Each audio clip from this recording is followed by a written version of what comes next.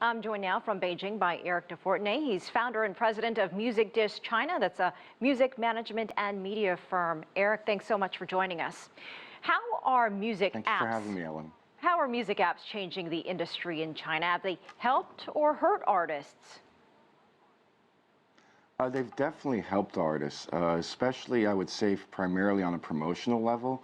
You have to realize that 70% of people are listening to music through their smartphones. And so the music, and about 65% of them have 2 to 3 music apps on their phones.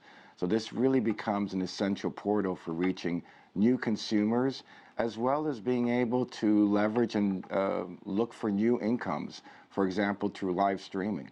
So who is making money, though, when it comes to streaming music? We heard some folks who work at apps say it's not making a lot of money, but who's making music and how are they doing it? Well, if you're talking about income, certainly if you're looking at the app developers and the app owners such as Tencent, Alibaba, Baidu, they're making a fair amount of money.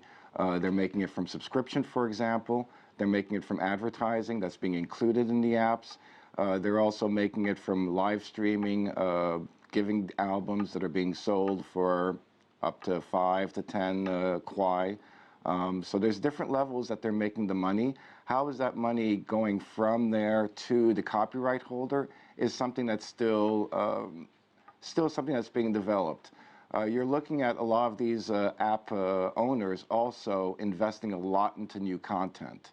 And so that is certainly, they're seeing that the more they're investing in content, the more that they can differentiate what their offer is on the apps, the more revenue they're going to be making. And let's turn to China's piracy laws. How have they changed the industry there? I think that's really the foundation.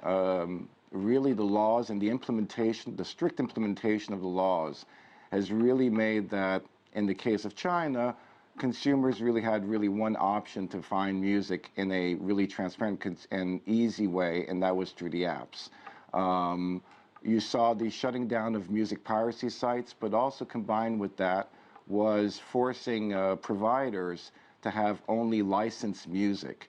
And so you have several of the major labels, for example, that have either exclusive arrangements with companies like Tencent. So in the case of Sony, for example, they have an exclusive licensing deal with Tencent that then sub-licenses that music to other providers, or Universal that has non-exclusive deals with all of the app providers.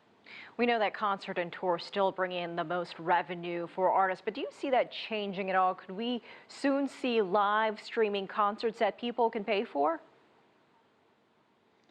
I think it's not one or the other. I think they both work in a synergistic manner.